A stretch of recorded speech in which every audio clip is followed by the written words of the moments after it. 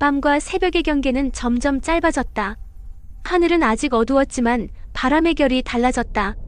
등대를 떠나 해안을 따라 남쪽으로 걷자 모래 대신 돌이 발밑에서 울렸다. 그 돌들이 마치 누군가의 갈비뼈처럼 줄지어 있었다. 유나가 손을 들어 그 방향을 가리켰다. 저기 봐. 산맥에 허리가 파여 있어. 저게 용의 척추야.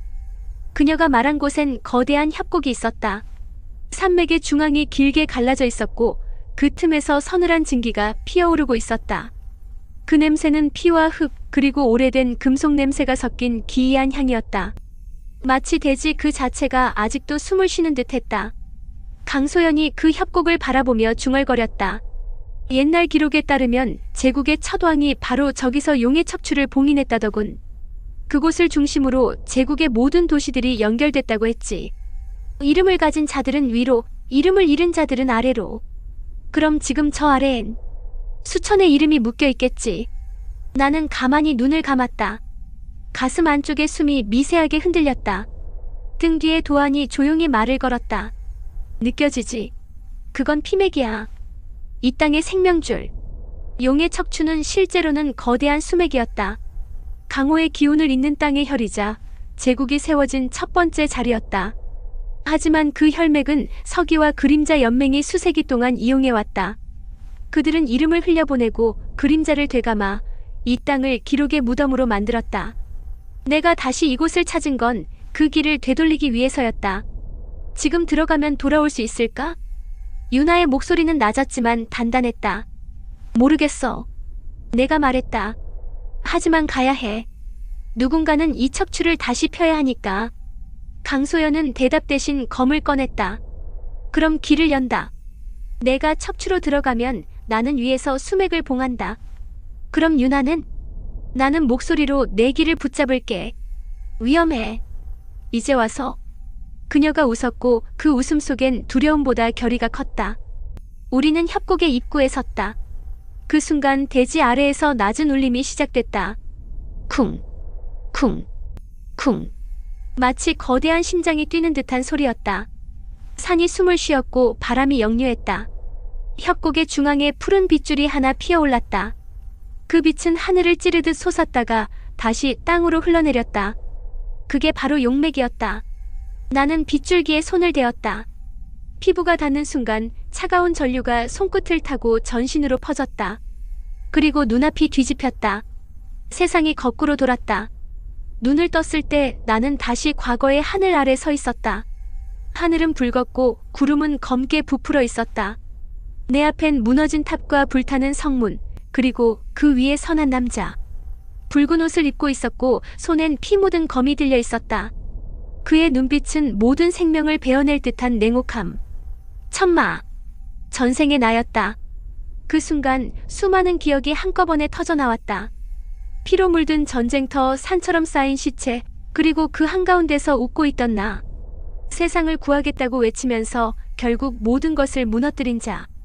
도안을 베었을 때의 감촉이 생생하게 되살아났다. 내가 날 죽였지.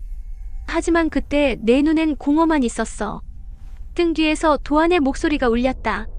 너는 세상을 구한 것이 아니라 내 안의 공허를 메우려 했던 거야. 나는 숨을 내쉬었다. 그래, 그래서 돌아왔어. 이번엔 진짜로 구하기 위해. 그때 붉은 하늘 위에서 거대한 그림자가 지나갔다. 용이었다. 하지만 살아있는 것이 아니라 살점이 사라진 채 뼈와 비늘만 남은 유령 같은 용. 그것이 땅 아래로 내려와 척추가 되었고 그 위에 제국이 세워졌던 것이다. 용의 눈은 이미 썩어 있었지만 그 안에는 아직 불빛이 남아 있었다. 그 빛을 꺼야 해. 도안이 말했다. 꺼지 않으면 제국은 영원히 그림자를 낳을 거야. 나는 고개를 끄덕였다. 손을 들어 검을 소환했다. 빛이 손끝에서 솟구쳐 검의 형상을 이루었다. 검의 이름은 혼결, 과거 천마였던 내가 처음이자 마지막으로 만든 무기였다. 그 안엔 수많은 영혼의 결이 얽혀 있었고 그들의 울음과 바람이 아직도 잔잔히 살아있었다. 도안, 내 힘이 필요하다. 이미 내 등에 있다. 그 말과 함께 내 몸의 결이 달라졌다. 등에서 그림자가 뻗어나와 검과 합쳐졌다. 빛과 어둠이 한 자루 안에서 동시에 숨을 쉬었다. 검이 낮게 울었다. 나는 하늘을 향해 검을 들어 올렸다. 용의 척추여, 내 주인을 바꾸겠다. 그 말과 함께 대지가 진동했다. 협곡의 양쪽 벽이 터지며 푸른 빗줄이 용트림하듯 요동쳤다. 유나의 목소리가 멀리서 들려왔다. 우진, 목소리를 잡아. 수맥이 무너져. 괜찮아. 나는 외쳤다. 이건 예정된 깨달음이야. 내 발밑에서 수많은 이름의 파편이 솟았다. 그 이름들은 제국의 백성들, 사라진 전사들, 버려진 아이들의 기록이었다. 그들이 다시 노래하기 시작했다. 돌려줘, 우리의 숨을 돌려줘. 나는 검을 내리쳤다. 빗줄기가 갈라졌고 척추가 흔들렸다. 거대한 용의 울음이 협곡을 가득 채웠다. 하늘에 구름이 찢기며 붉은 빛이 흩어졌다. 순간 내 몸에서 엄청난 열기가 터져나왔다. 그건 내가 흡수했던 그림자들의 기운이었다. 도안, 잡아라 끝까지. 내 몸이 갈라져도 놓지 마라. 피가 손등에서 터져나왔고 검의 칼날이 불타오르기 시작했다. 그 불은 검은색이었다. 세상 모든 어둠을 빨아들이는 불. 그 불 속에서 나는 전생의 나를 보았다. 천마가 웃고 있었다. 이제 알겠지? 그래. 너는 나였고 나는 너였다. 하지만 지금의 나는 그때의 나를 뵈러 온다. 나는 검을 세게 쥐고 뛰어올랐다. 용의 척추 위로, 붉은 하늘 속으로. 그 순간 세상이 한 줄의 빛으로 수축됐다. 모든 시간과 이름이 하나의 획으로 이어졌다. 그 획의 끝에 새로운 문이 열리고 있었다. 척추의 안쪽은 점점 더 뜨거워졌다. 벽은 살아있는 듯 미세하게 움직였고 돌이 아니라 살처럼 느껴졌다. 발자국마다 쿵쿵 울림이 따라왔다. 그 울림은 내 심장의 박동과 겹쳤다. 한 걸음마다 나와 용맥이 하나가 되어가고 있었다. 그때 등 뒤에 도안이 속삭였다. 이건 단순한 길이 아니다. 살아있는 땅의 기억이다. 너는 그 기억을 수정하고 있어. 그래서 이렇게 뜨겁구나. 뜨겁다는 건 살아있다는 뜻이지. 하지만 살아있다는 건 아직 죽지 않았다는 뜻이기도 하다. 그 말과 동시에 척추 벽면에 새겨진 문양들이 반짝였다. 눈처럼 희고 부드러운 섬광. 그러나 그 속엔 붉은 피의 색이 스며 있었다. 그 빛이 흐르는 방향을 따라 걸었다. 길은 점점 좁아지고 천장은 낮아졌다. 이제는 허리를 굽혀야만 전진할 수 있었다. 좁은 통로 끝에서 거대한 원형의 문이 나를 기다리고 있었다. 그 문은 용의 비늘로 만들어진 듯 했다. 비늘 사이마다 검붉은 문양이 새겨져 있었고 문 전체가 심장처럼 박동했다. 나는 문 앞에 서서 손을 올렸다. 차갑게 굳은 문양 위에 손을 대자 문이 아주 느리게 마치 생명이 깨어나는 듯 진동하기 시작했다. 그 순간 머릿속이 하얘졌다. 내 안의 원이 빠르게 회전했고 가슴 깊은 곳에서 검은 그림자와 은빛 숨이 동시에 튀어올랐다. 빛과 어둠의 결합. 그게 바로 도안이 말하던 한맥이었다. 이제 선택해라. 도안의 목소리가 내 안에서 울렸다. 이 문을 열면 내 이름은 완전히 변한다. 지금의 우진은 남지 않을지도 모른다. 이 문을 열지 않으면 제국은 멈추지 않겠지? 그래. 용의 척추는 영원히 잠들지 않는다. 나는 대답 대신 문양을 세게 눌렀다. 비늘문이 울음소리를 냈다. 피빛 섬광이 폭발하듯 번지고 그 틈에서 푸른 빗줄이 솟았다. 그 빛이 내 팔과 가슴을 감싸고 온몸의 혈관이 하나씩 열리는 느낌이 들었다. 숨이 들어오지 않았다. 대신 숨 그 자체가 나를 삼켰다. 눈을 떴을 때 나는 용의 척추 속의 세계에 서 있었다. 천장은 하늘처럼 높았고 바닥은 물 대신 거울이었다. 거울 아래로는 수천 개의 이름이 겹겹이 잠들어 있었다. 그 이름들은 모두 미세한 숨으로 엮여 있었다. 누군가의 기도, 누군가의 탄식, 누군가의 사랑이 하나의 결이 되어 빛으로 흘러가고 있었다. 이건 제국의 기억이야. 도안이 말했다. 왕들이 지우고 서기들이 봉한 이름들 모두 여기에 갇혀 있었지. 그때 이름들의 물결이 파도처럼 일렁였다. 수많은 목소리가 동시에 울렸다. 우리를 써줘, 우리를 잊지 마. 그 목소리가 너무 많아서 귀가 울리고 머리가 흔들렸다. 하지만 나는 그 소리를 막지 않았다. 오히려 손을 들어 그들을 어루만졌다. 이름들은 내 손끝에 닿자 작은 빛으로 변했고 빛들은 나의 팔을 타고 가슴으로 들어왔다. 그 가슴 안에서 그들은 다시 숨이 되었다. 받아들였군. 도안의 목소리가 떨렸다. 하지만 조심해라. 그 중에는 서기의 잔재도 있다. 알고 있다. 하지만 그조차 기록이야. 이 세상을 구성한 어둠도 필요해. 너는 변했다. 이건 변화가 아니라 회귀다. 그 말과 함께 나는 두 눈을 감았다. 가슴의 원이 밝아졌다. 원 안에서는 이제 완전한 호흡의 궤적을 그리고 있었다. 그 궤적 안에서 이름들이 숨쉬었다. 그리고 그 숨들이 하나로 합쳐져 새로운 문양을 만들었다. 그 문양은 불꽃처럼 빛났고 그 불빛이 척추의 끝까지 번졌다. 그때 용의 울음이 터졌다. 하늘이 갈라지고 물결이 솟았다. 유나의 목소리가 위쪽에서 떨어졌다. 우진, 지금 나와. 척추가 무너지고 있어. 아직 안 돼. 더 늦으면 널 삼켜버려. 괜찮아. 아직 하나 남았어. 나는 거울 바닥을 내려다봤다. 그곳에 또 하나의 문이 있었다. 그 문은 이름이 아닌 형체로 봉인되어 있었다. 그리고 그 위에는 썩은 듯 검은 인장이 박혀 있었다. 인장의 가운데엔 왕의 형체가 희미하게 새겨져 있었다. 도안이 경악했다. 그건 1000년 전의 황제의 이름이다. 그가 척추를 통째로 묶어버린 인장이지. 그래서 제국은 썩지 않고 버텼던 거군. 하지만 그걸 건드리면 너까지 태워버릴 거야. 나는 웃었다. 이미 절반은 태웠다. 그 말을 끝으로 나는 인장을 향해 손을 뻗었다. 그 순간 세상이 멈췄다. 시간이 끊어졌고 숨이 사라졌다. 빛도 어둠도 없었다. 그리고 어둠 속에서 천마의 목소리가 들렸다. 다시 여기까지 왔구나, 나의 후신. 나는 고개를 들었다. 불타는 하늘 아래 과거의 내가 서 있었다. 붉은 눈동자, 흰머리, 그리고 피로 얼룩진 손. 그가 나를 내려다보며 말했다. 너는 아직도 구원 같은 걸 믿는구나. 믿는다. 그게 인간이니까. 그 믿음이 세상을 무너뜨렸다는 걸 잊었나? 아니, 기억해. 하지만 그때는 나 혼자였다. 이제는 함께 있어. 그때 유나의 종소리가 어둠을 뚫었다. 은빛 파동이 사방으로 번지고 천마의 형상이 흔들렸다. 그가 미세하게 웃었다. 그 종소리, 저 여자가 내 숨이군. 그래, 그리고 너는 내 그림자다. 그렇다면 날 베어라.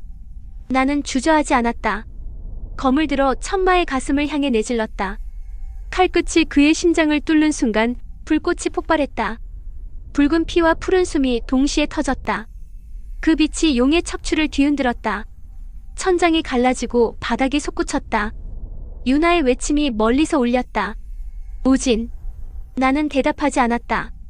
대신 검을 더 깊이 밀어넣었다. 그리고 속삭였다. 이건 너의 죽음이 아니라 나의 완성이다. 빛이 터졌다. 척추 전체가 밝게 빛나며 회전했다. 수많은 이름들이 그 빛을 따라 위로 올라갔다. 그 빛의 흐름 속에서 유나와 강소연의 얼굴이 보였다.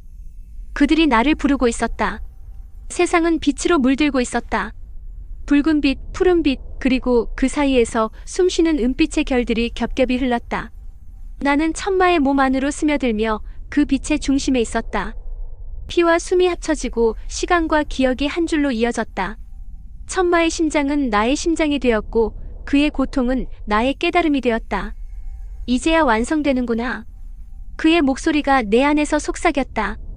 너는 나의 끝이자 나의 시작이다.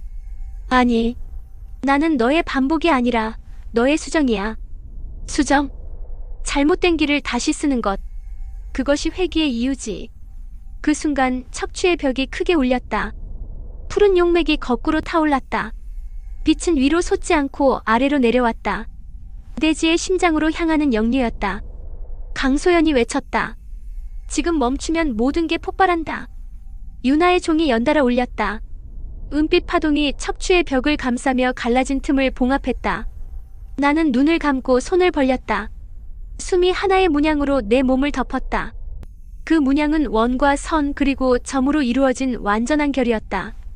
그 안에서 모든 이름이 울었다. 사라진 자들의 이름, 버려진 이들의 이름, 심지어 서기와 천마의 이름까지도 한 줄의 숨으로 엮였다. 용의 척추가 움직였다. 산맥 전체가 뒤집히고 하늘의 별들이 수면 위로 쏟아졌다.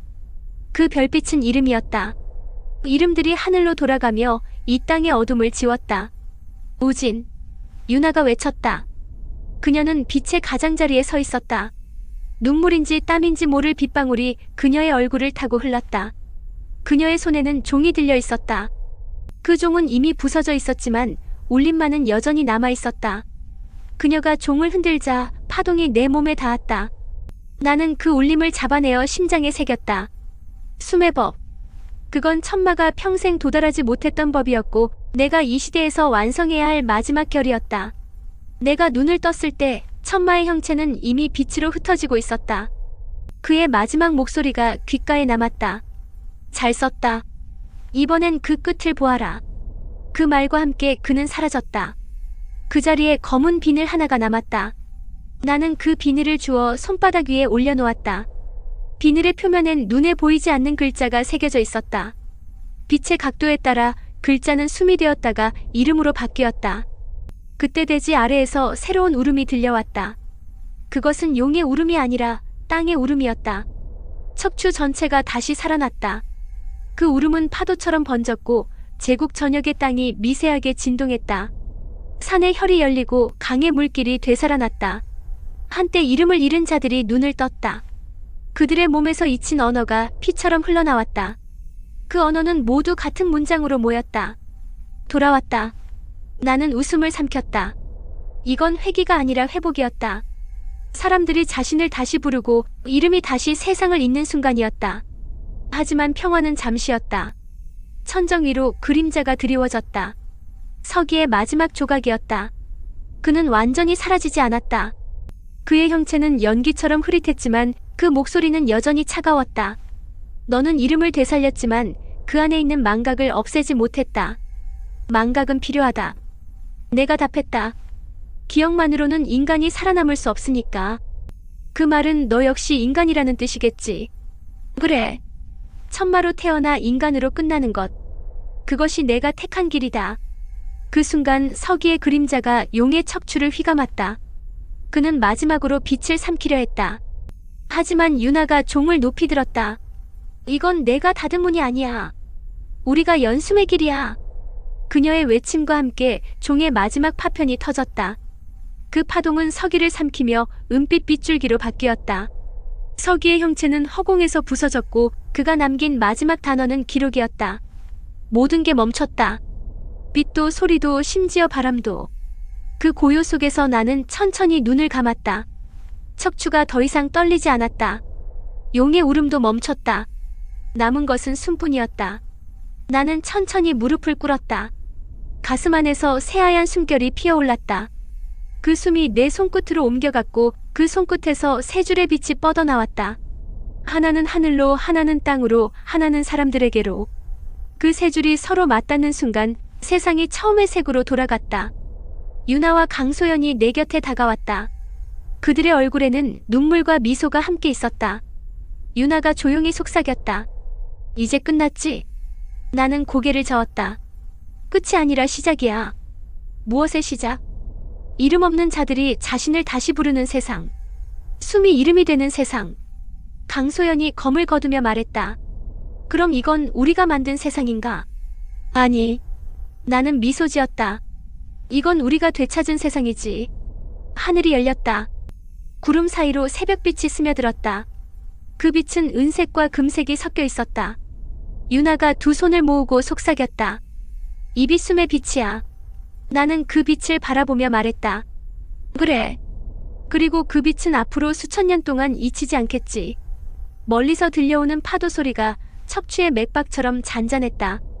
나는 검은 비늘을 들어 하늘을 향해 던졌다. 비늘은 빛을 받아 번쩍이며 공중에서 사라졌다. 그 순간 용의 척추가 완전히 잠들었다. 그 위로 새 생명의 새싹이 돋았다. 유나가 웃었다. 이제 정말 끝났네. 나는 조용히 대답했다. 아니, 이제부터가 진짜 시작이다. 숨의 법, 그 첫 장을 써야 하니까. 바람이 불었다. 그 바람 속에서 수많은 이름이 속삭였다. 그리고 그 속삭임이 세상으로 흘러나갔다. 새로운 시대의 첫 새벽이었다. 새벽이 세 번째로 바뀌었을 때 산맥의 울림이 완전히 잦아들었다. 용의 척추는 숨을 고르게 쉬기 시작했고 산허리의 바람길은 예전처럼 단순해졌다. 우리는 외항길을 되짚어 남문시로 돌아왔다. 도시의 등불은 한층 낮아졌고 사람들의 발걸음은 어딘가 어색했다. 이름을 되찾은 뒤의 침묵은 늘 이런 식이었다. 잃었던 것을 찾았을 때 누구나 잠시 말문이 막히는 법이다. 남문시의 장정 하나가 우리를 보자 허리를 깊이 숙였다. 그의 손등에는 얕은 흉터가 있었다. 방울의 결계를 부딪히며 살아남은 흔적이었다. 기란이, 우진공. 그가 어색하게 우리를 불렀다. 이름을 돌려주셨으니 무엇을 하면 되겠습니까? 먼저 당신의 이름을 당신의 입으로 다시 부르시오. 그는 잠시 숨을 골랐다. 어제만 해도 사장님이나 손님 같은 호칭만 돌아다니던 장터에서 한 사람의 입에서 오래 미뤄둔 이름이 조심스럽게 태어났다. 나는 은석입니다. 그 한마디가 장터의 공기를 바꿨다. 낮게 가라앉아 있던 소리들이 틈틈이 고개를 들었다. 은석의 뒤에 서 있던 아이가 어머니의 손을 잡아 끌었다. 내 이름은... 천천히. 유나가 아이의 이마에 가볍게 손을 얹었다. 이름은 소리로 낳지만 숨으로 키운단다. 나는 광장 중앙의 비석 앞에 섰다. 이름 창고로 향하던 통로는 이미 막혔고 그 위로 제거되지 않은 매듭의 깔따구 같은 잔재만 남아있었다. 외항에서 배운 대로 베지 않고 눌러 반송시키는 일을 또다시 반복해야 했다. 강소연이 검을 비스듬히 눌렀고 나는 공중에 점 하나를 새겼다. 점은 짧은 선이 되고 선은 얇은 원이 되어 비석의 표면을 감싸 안았다. 유나의 종이 낮게 울렸다. 파동은 원의 테두리에 얌전히 달라붙었다. 이제부터는 법으로 씁니다. 내가 말했다. 이름을 지우는 장치가 다시 나타나면 먼저 되돌아갈 자리를 만든 뒤 매듭을 눌러라. 베지 말고 흔들지 말고 눌러라. 그 다음 사람 스스로 자신의 이름을 부르게 하라. 사람들이 웅성거렸다. 법이라니 누군가의 입에서 쉽게 꺼낼 수 있는 단어는 아니었다. 나는 말을 이었다. 이걸 숨의 법이라 부르겠다. 이름이 길을 열고 숨이 길을 붙이는 법. 법전은 내가 적되 실행은 여러분이 한다. 법은 책이 아니라 습관이 되어야 산다. 그날 오후 우리는 첫 장을 적었다. 종이를 펴면 오래전 이름 창고에서 빼돌린 장부의 냄새가 났다. 먹과 붓은 장터의 필방에서 얻었다. 먹이 물을 마시는 동안 유나가 법전의 시작 문장을 읊었다. 첫째, 사람은 먼저 자신의 숨을 확인한다. 둘째, 숨으로 점을 찍고 점으로 선을 이으며 선을 원으로 만든다. 셋째, 원 바깥에 가는 선 하나를 얹어 남에게서 오는 것과 자신이 부르는 것을 가른다. 넷째, 베지 않고 눌러서 돌려보낸다. 다섯째, 이름은 반드시 이름의 주인이 부른다. 나는 마지막 한 줄을 덧붙였다. 여섯째, 누구의 숨도 도구로 삼지 않는다. 법전은 그 순간 하나의 장으로 완성되었다. 종이 표면에서 먹빛이 마르는 속도가 이상하리만치 고르고 빨랐다. 숨의 법이 글자에, 글자가 공기에, 공기가 사람의 어깨에 붙어 가라앉는 느낌이었다. 저녁이 되었을 때 남문시의 큰 사합에서 작은 의식이 열렸다. 이름을 되찾은 이들이 모여 자신의 이름을 한 번씩 불렀다. 누군가의 이름이 울려나올 때마다 등불이 아주 조금 밝아졌다. 그 등불은 화려하지 않았으나 견고했다. 빛은 모여 습관이 되고 습관은 곧법이 된다. 굳이 칙령이 내려오지 않아도 가능한 질서가 있다면 아마 그건 이런 형태일 것이다. 의식이 끝났을 무렵 북쪽 골목에서 사내 하나가 나타났다. 검은 옷에 먼지가 많이 묻어 있었고 손에는 깨끗이 닦인 목봉을 들고 있었다. 그의 입술은 반쯤 트여 있었지만 이름을 말하진 않았다. 대신 그는 땅바닥에 조용히 무릎을 꿇었다. 길이 바뀌었다는 소문이 들려 따라왔습니다. 저는 북변의 척지에서 내려온 자. 그가 말끝을 더듬었다. 이름을 잃고 산 시간이 길었을 것이다. 천천히. 내가 손짓했다. 그는 심호흡을 했다. 두 번의 숨 사이에 지난 계절들이 흘렀다. 그리고 마침내 말문이 열렸다. 윤백. 낯익은 한 자락이 가슴을 톡 건드렸다. 북변 척체 윤씨. 과거 천마였던 때의 기억이 하늘에서 한순간 굴러떨어졌다. 붉은 모래, 푸른 깃발, 그 위에 나란히 선 세 사람의 그림자. 그중 하나가 분명 윤백이었다. 당신을 기억한다. 내가 낮게 말했다. 그의 어깨가 미세하게 떨렸다. 그는 이름을 되찾자마자 바닥에 이마를 대었다. 숨의 법을 북변으로 가져가고 싶습니다.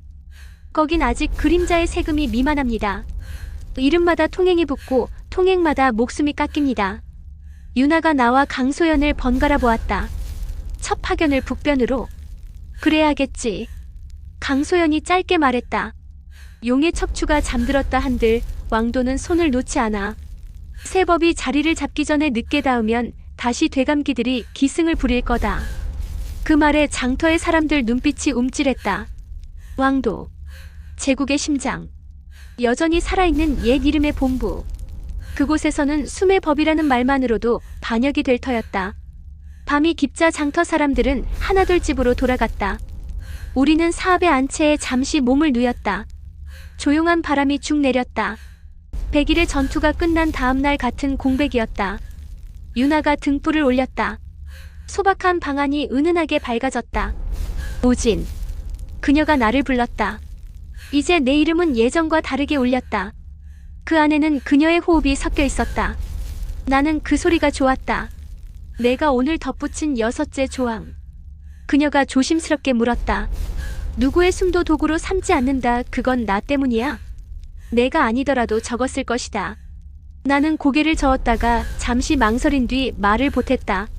하지만 너 때문이기도 해. 너의 숨을 내가 도구로 삼는 순간 우리는 길에서 멀어진다. 우리는 동행이지 원료가 아니야. 유나의 눈동자가 번졌다. 불빛을 한 겹 더 씌운 것처럼 투명하게.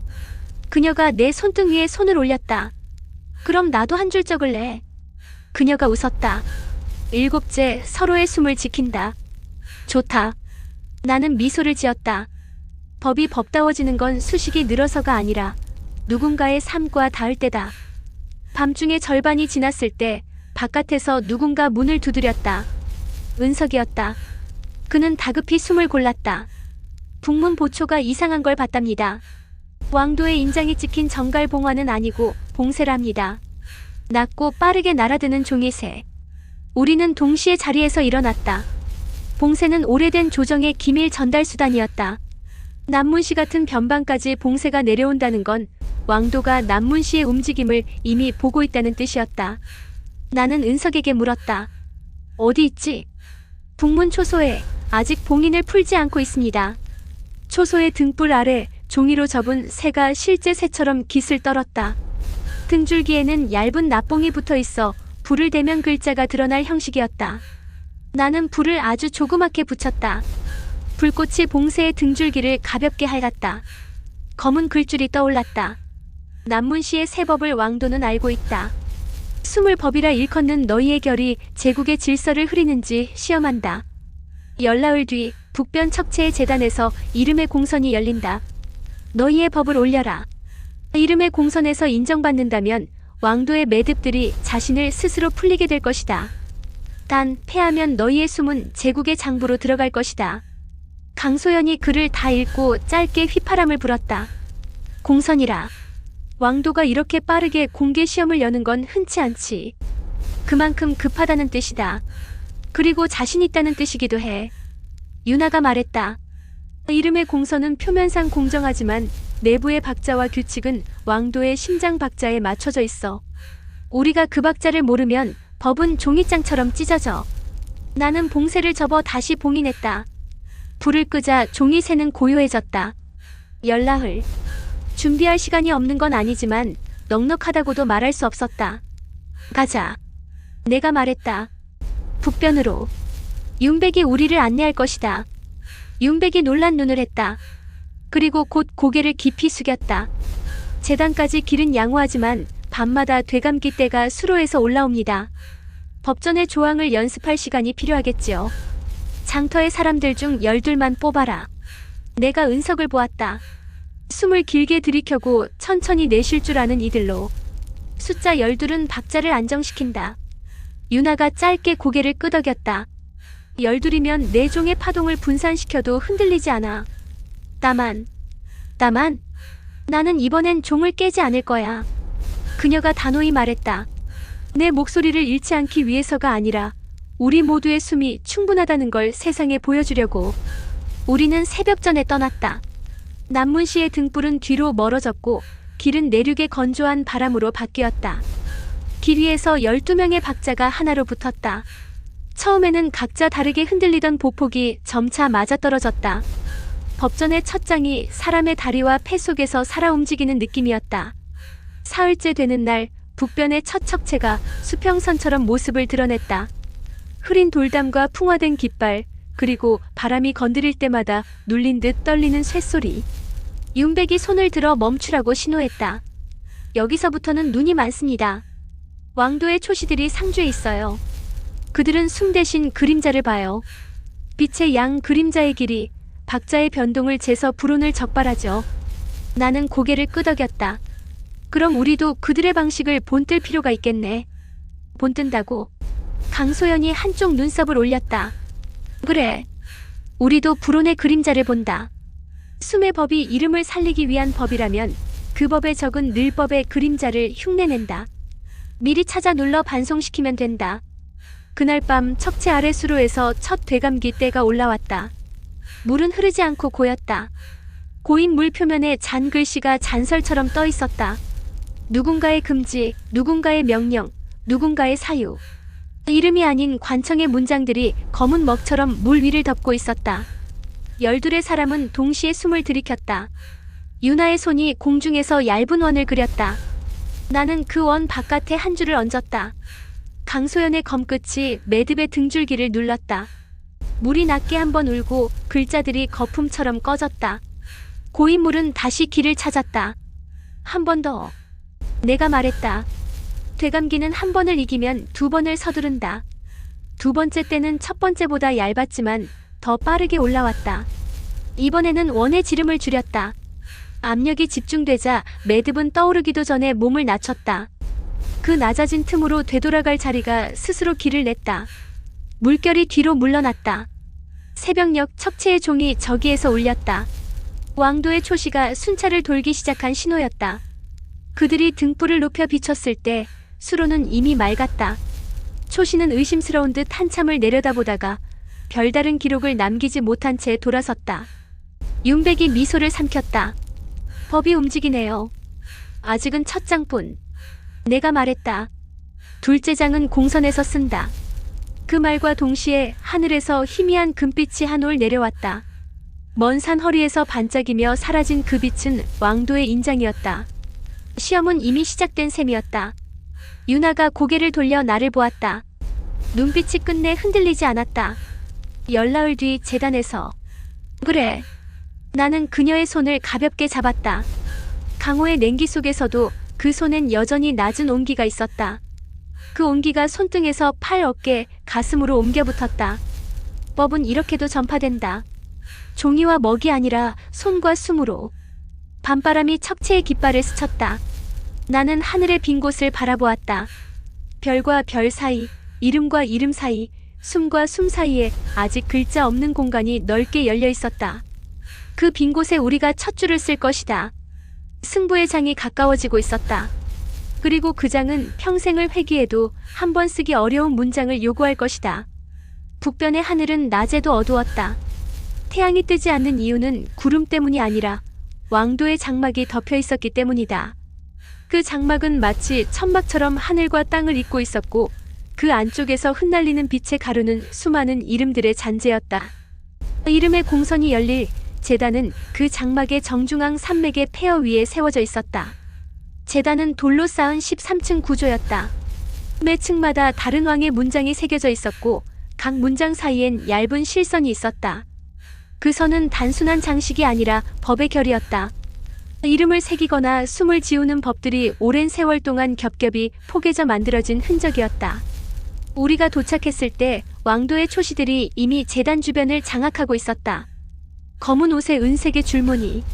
눈빛은 냉정했고 그들의 손엔 종이 대신 비단으로 만든 얇은 법전이 들려 있었다. 그 법전의 표면은 글자가 아니라 그림자로 움직였다. 글자를 읽는 대신 그림자를 읽는 자들. 윤백이 나직이 말했다. 저들이 바로 왕도의 감찰관들입니다. 빛을 잃은 눈으로 법을 보는 자들이죠. 강소연이 낮게 중얼거렸다. 눈이 아니라 그림자로 본다. 그럼 법의 표면이 아니라 법의 뒤를 보는 거겠군. 맞아. 내가 답했다. 그렇다면 우리는 법의 뒤를 밝히면 된다. 재단 앞에서 검은 깃발이 올라갔다. 초시 중 한 명이 앞으로 나섰다. 그는 나와 거의 동갑으로 보였으나 눈빛에는 인간적인 온기가 없었다. 그가 입을 열었다. 남문시의 우진, 유나, 강소현. 숨의 법을 만들었다고 들었다. 왕도는 그 법이 제국의 숨을 어지럽히는지 확인할 것이다. 숨은 어지럽힐 수 없다. 내가 대답했다. 숨은 늘 평형을 향해 간다. 어지럽히는 건 법을 독점한 자들이다. 그의 입꼬리가 미세하게 움직였다. 좋다. 첫 번째 공서는 기억이다. 숨의 법이 기억을 다룰 자격이 있는가? 재단의 첫 층이 흔들렸다. 땅 속에서 푸른 실선이 빛나며 재단의 표면을 따라 올라왔다. 그 빛은 마치 살아있는 뱀처럼 꼬리를 물며 움직였다. 유나가 종을 들어 올렸다. 이건 기억이 아니라 호흡의 반복이야. 그녀의 목소리가 공기를 울렸다. 종소리와 함께 은빛 파동이 퍼졌다. 재단의 빛이 잠시 멈췄다. 초시가 말했다. 기억은 반복에서 생긴다. 반복을 멈출 수 없다면 숨도 결국 과거에 얽매이게 된다. 그렇다면 내가 나섰다. 우리는 반복을 끊는 법을 보여주지. 나는 공중에 손을 들었다. 숨의 법전 첫 장, 되돌아갈 자리를 그렸다.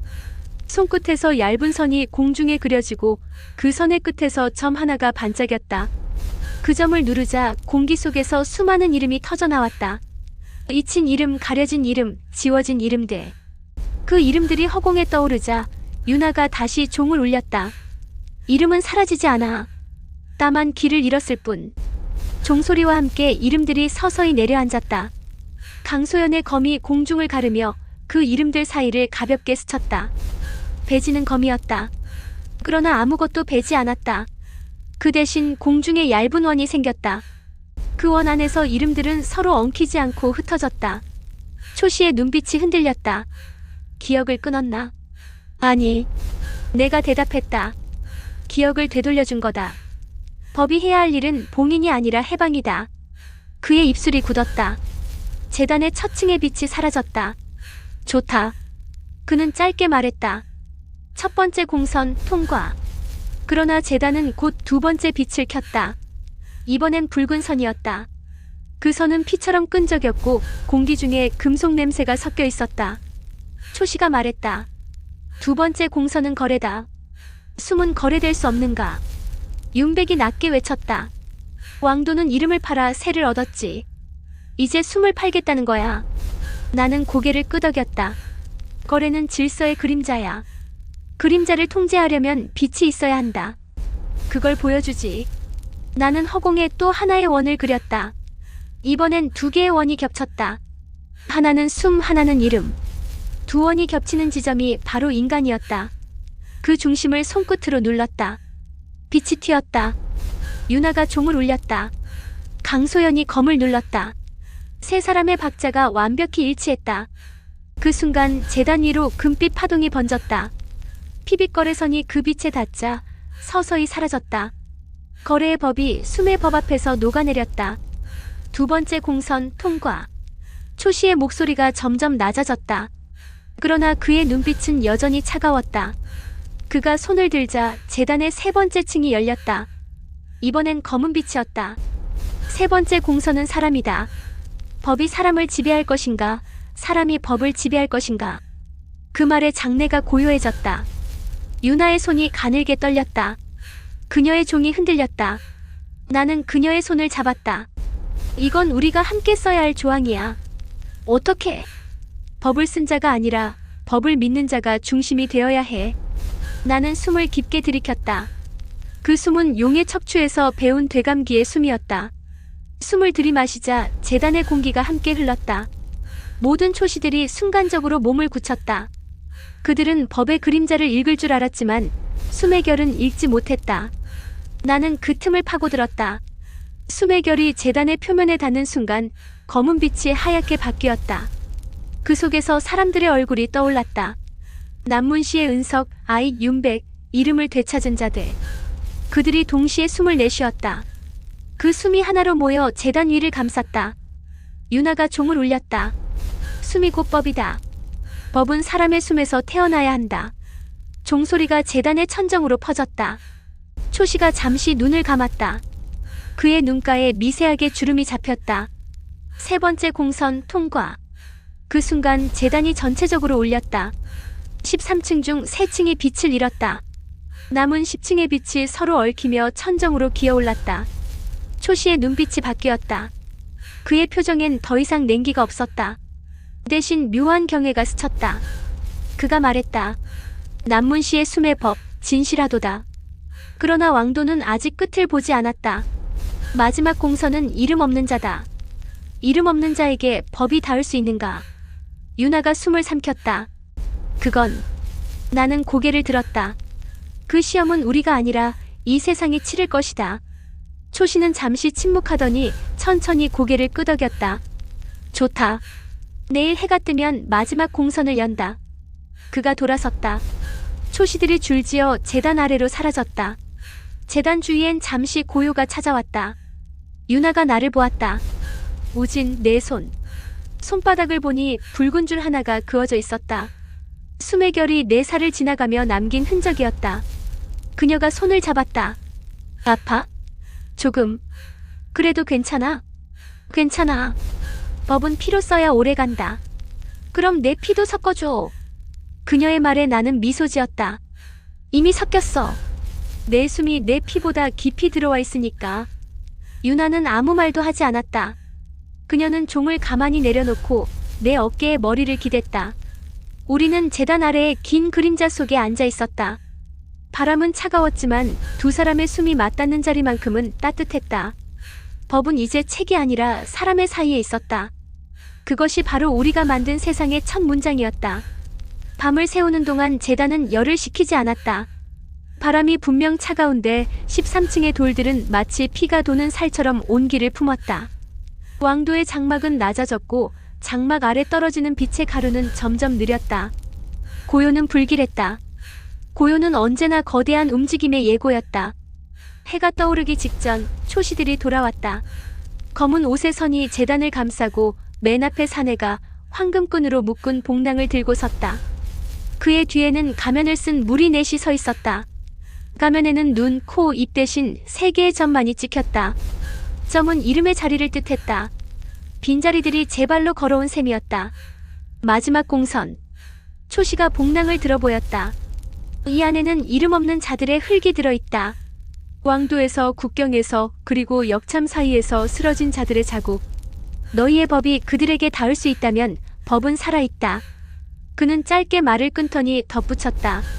단 실패하면 숨의 법전은 반역의 증서로 기록된다. 윤백의 손이 떨렸다. 강소연은 검을 허리에 눌렀다. 나는 두 사람을 향해 고개를 끄덕였다. 두려움은 숨을 짧게 만든다. 오늘은 숨을 길게 써야 했다. 봉낭이 풀렸다. 회색 흙을 한 줌씩 13층의 각 모서리에 올리자 제단이 저음으로 울었다. 흙에서 김이 솟았다. 응어리진 목소리들이 수증기로 바뀌어 올라오는 듯 했다. 흙, 물, 바람, 불. 4가지가 동시에 섞였다. 초시가 외쳤다. 이름 없는 자들이여 대답하라. 숨의 법이 너희에게 다다르느냐? 응답은 없었다. 오직 제단의 떨림뿐. 그 떨림은 곧 금속적인 진동으로 바뀌었다. 제단 내부 어딘가에서 노쇠 막대가 흔들렸다. 나는 등 뒤를 스쳤다. 도안의 기척이 낮게 울렸다. 조심해라. 지금의 침묵은 공백이 아니라 덮개다. 누군가가 이들을 침묵으로 감쌌다. 누구지? 내 속삭임에 도안이 씁쓸하게 웃었다. 왕도의 근원. 첫 번째 봉인의 잔당. 이름을 통치가 아닌 자산으로 만든 자들. 초시가 우리를 바라보았다. 남문시의 법이여 시작하라. 나는 유나를 보았다. 그녀는 작은 숨을 들이켰다가 길게 내쉬었다. 종을 덜컥 들어올리는 대신 손바닥을 하늘로 펼쳤다. 오늘은 종이 아니라 목소리로 하자. 나를 향한 눈짓이 따라왔다. 내가 길을 열어. 나는 그 길에 박자를 붙이겠어. 나는 제단 중앙으로 걸어 들어갔다. 발끝이 닿을 때마다 돌 위에서 아주 얇은 은빛 선이 피었다. 그 선들은 서로 얽히지 않고 나를 따라왔다. 나는 제단의 첫 모서리에서 손을 올렸다. 점 하나. 점이 맺히자 흙이 미세하게 숨을 쉬었다. 둘째 모서리에서 선 하나. 선이 잇자 흙의 수분이 방향을 얻었다. 셋째 모서리에서 원이 닫히자 흙 냄새가 바람 냄새로 섞였다. 유나가 그 순간 목으로 낮은 알을 그렸다. 음이 아니라 호흡의 모양. 그 호흡은 재단의 표면을 타고 네모의 각을 둥글게 만들었다. 각진 법들을 둥글리며 사람의 살결에 닿게 하는 소리였다. 초시들 중 몇이 눈을 가늘게 떴다. 그들은 종소리를 예상했지만 오늘은 살아있는 목이었다. 이름 없는 자여. 내가 말했다. 내가 스스로 내 이름을 부를 수 없다면 먼저 내 숨을 인정하라. 숨은 이름보다 먼저, 이름보다 뒤에 있다. 나는 손을 바닥에 대고 아주 얇은 선을 재단 바깥으로 끌어냈다. 되돌아갈 자리. 누군가의 장부가 너를 지웠다면 돌아갈 자리부터 만들어라. 이름은 그 다음이다. 네 번째 모서리 위 흙이 조금 들썩였다. 증기가 아닌 숨이었다. 어른의 숨도 아이의 숨도 아닌 살아야만 하는 숨. 유나가 한 음 더 높게 올렸다. 허공기가 허를 지나 하로 떨어지면서 흙에서 아주 작은 소리가 났다. 어린아이의 울음 같기도 병자의 마지막 숨 같기도 한 소리.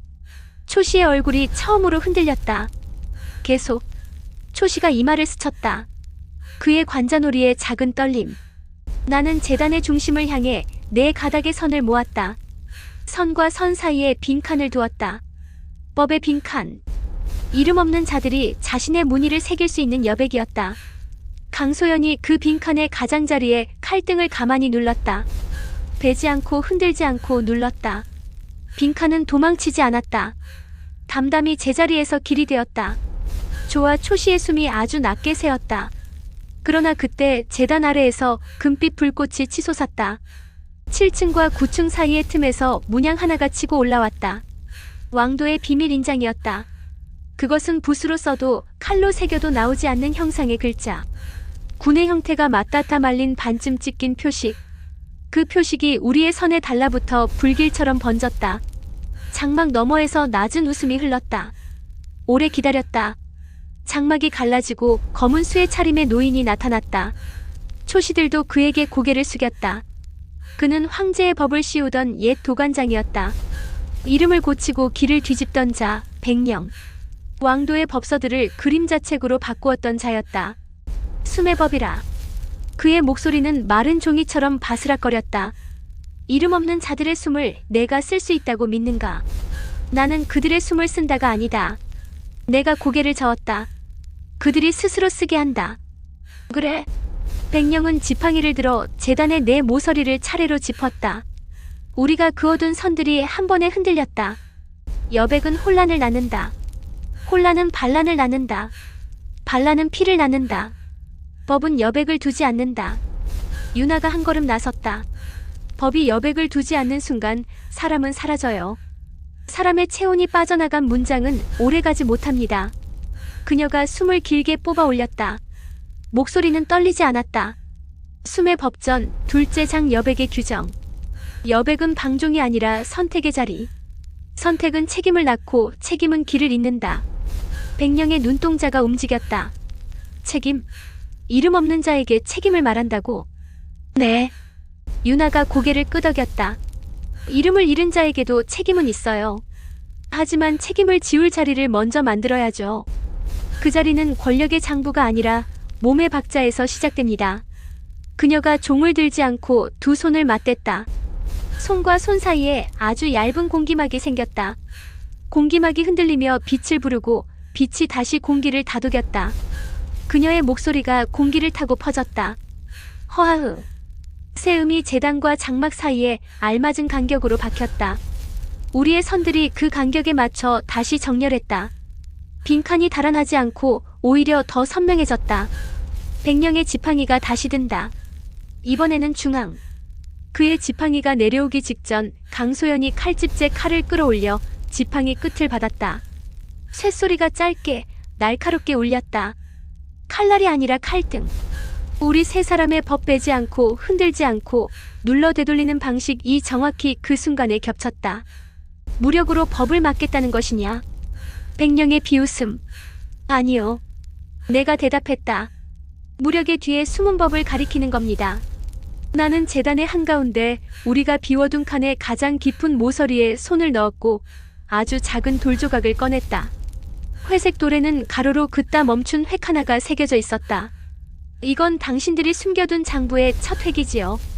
이름 없는 자들의 무효. 초시들의 시선이 흔들렸다. 백령의 손가락이 굳었다. 나는 돌조각을 제단 위로 올렸다. 돌조각이 제자리를 찾자 제단의 네 변이 동시에 환하게 빛났다. 흙에서 다시 숨이 솟았다. 흙은 방울처럼 벨록이며 울었고 울음은 말로 바뀌었다. 나 있다. 첫 음절은 부스러졌고 둘째는 길었다. 초시들이 숨을 들이켰다. 백령의 입술이 한 번 떨렸다. 나는 고개를 숙여 돌 위에 숨을 들었다. 소리엔 이름이 아직 없었다. 그러나 숨은 분명 존재였다. 존재가 먼저였다. 두려워하지 마. 유나가 속삭였다. 내 이름을 지금 당장 찾지 못해도 괜찮아. 내 숨이 여기에 있으니 내가 내 이름을 찾을 때까지 자리는 사라지지 않아. 나는 법전의 종이를 펼쳤다. 둘째 장의 첫 구절을 적었다. 여백은 사람의 권리다. 붓끝이 종이의 결을 헤치며 지나갔고 먹은 모세관처럼 번졌다. 번짐은 지저분함이 아니라 생장의 문이었다. 백령이 낮게 외쳤다. 멈춰라. 그의 지팡이가 허공에서 큰 원을 그렸다. 장막의 금빛 실선이 제단을 향해 쏟아졌다. 실선은 법령의 대행이었다. 천에서 땅으로 장부에서 사람으로 꽂히는 폭력. 나는 숨을 크게 끌어당겼다. 등을 식혀주던 도안의 기운이 불처럼 끌어올랐다. 지금이다. 영맥을 펼쳐라. 나는 가슴의 원을 거꾸로 밀었다. 원 바깥에 가는 선이 제단의 테두리를 휘감고 빈칸의 내 모서리에서 네 줄의 빛이 솟았다. 유나가 새 음을 다시 그렸다. 허하흐. 빛과 음이 교차했다. 강소연의 칼등이 마지막으로 제단의 중심을 눌렀다. 장막의 실선이 빛에 닿자 마치 시간이 느려진 듯 한 올 한 올 분해되었다. 실선은 부러지지 않고 되돌아갔다. 왕도의 하늘로, 그들이 덮어 씌우던 문장으로, 그들이 감추던 곳으로. 되감기가 아니라 반송. 그 반송의 끝에서 장막이 한 겹 거쳤다. 태양이 드디어 제 얼굴을 드러냈다. 태양빛이 제단 위 흙에 닿자 흙은 더 이상 김을 내지 않았다. 대신 미세하게 따뜻해졌다. 그 온기 속에서 조금 전에 숨이 다시 말했다. 나 여기. 두 음절 사이 간격이 줄었다. 살아있음을 선언하는 가장 원초적 문장이었다. 이름이 없어도 존재는 있었다. 존재가 먼저이고 법은 그 다음이었다. 초시의 대장이 무릎을 꿇었다. 검은 옷의 선이 무너졌다. 백령만이 서 있었다. 그는 깊게 숨을 들이쉬고는 길게 내쉬었다. 늙은 사슴의 한숨 같았다. 여백이 혼란을 낳는다고 믿었다. 그의 목이 마르게 울렸다. 그러나 혼란은 억압에서 태어나는군. 그는 지팡이를 천천히 내려놓았다. 왕도의 법은 오늘로 한 장이 닫혔다. 다음 장은 너희가 써라. 눈동자에 아주 엷은 불빛이 스쳤다. 질투도 분노도 아니었다. 오랜 집착에서 풀려나는 피로였다. 장막이 완전히 거치자 제단의 그림자가 짧아졌다. 바람이 사너리를 비스듬히 스쳤다. 나는 법전의 둘째 장 마지막 줄을 덧붙였다. 여백은 방종이 아니요 서로의 숨이 닿는 자리다. 사람들이 술렁였다. 북변에서 따라온 12의 박자가 불쑥 들뜨려 했지만 금세 안정되었다. 초시들이 엎드려 있던 자리에서 조용한 흙 냄새가 올라왔다. 그 냄새는 어제의 두려움과는 다른 냄새였다. 어제의 냄새는 냉기였고 오늘의 냄새는 온기였다. 그때 유나가 내 소매를 슬며시 잡아당겼다. 조심. 그녀의 목소리는 낮게 떨렸다. 방금 전에 강하고 단단한 음을 계속 지탱한 탓인지 눈꺼풀이 무거워 보였다. 나는 그녀의 어깨를 받쳤다. 무리했지. 조금. 그녀는 웃었다. 하지만 오늘은 종을 깨지 않았어. 내 목소리를 잃지 않았다는 뜻이겠지. 아니. 나는 고개를 저었다. 오늘은 내 목소리도 사람들의 숨으로 변했어. 그러니 더는 잃을 게 없어. 그녀가 눈을 감았다가 서서히 떴다. 그래. 우리가 쓰는 법이 아니라 우리를 쓰는 법이니까. 백령이 마지막으로 고개를 숙이고 물러났다. 초시들이 흩어졌다. 제단 위 흙을 다시 복낭에 담아 보관하려던 순간 나는 손을 들어 막았다. 그 흙은 다시 길로 돌아가야 한다. 나는 복랑 대신 흙을 사방으로 조금씩 나눠 뿌렸다. 재단의 모서리, 산허리의 바람길, 수로로 내려가는 돌턱 흙은 각각의 자리에서 정착했다. 되돌아갈 자리. 오늘은 우리가 만들어주지만 내일은 그들이 스스로 만든다. 사람들이 서서히 흩어졌다. 북변의 하늘에 드디어 한 겹의 푸른 빛이 얹혔다. 나는 법전의 첫 장과 둘째 장을 함께 묶어 품에 넣었다. 무게가 종이의 무게보다 조금 더 무거웠다. 아마도 사람들의 숨이 붙어있기 때문이리라. 내려오는 길 강소연이 웃음인지 한숨인지 모를 소리를 냈다. 왕도가 쉽게 물러서진 않겠지. 물러서지 않아도 돼. 내가 대답했다. 물러서지 않는 자에게 길을 반송하면 된다. 법은 싸움이 아니라 순환이니까. 유나가 내 손을 잡았다. 우리가 잠깐 멈춘 틈에 바람이 품속으로 스며들었다. 바람은 이름이 없었다. 그래서 더 오래 갔다. 그녀가 묻는다. 오늘의 마지막 구절은? 나는 하늘을 보았다. 장막 없이 드러난 하늘은 생각보다 낮았다. 손을 뻗으면 닿을 것만 같았다. 셋째 장의 첫 줄일지도 모르지. 법은 결국 사람에게서 사람으로 흐른다. 하지만 그건 다음에 쓰자. 다음이라 그녀가 복복 웃었다. 그러면 오늘은 어디까지? 나는 미소를 지었다. 오늘은 여기까지. 숨의 법전 2장 완성. 바람이 한 번 더 불었다. 재단의 그림자가 완전히 잦아들었다. 멀리 북변의 척체에서 낮은 종이 울렸다. 그 소리는 더 이상 신문이 아니었다.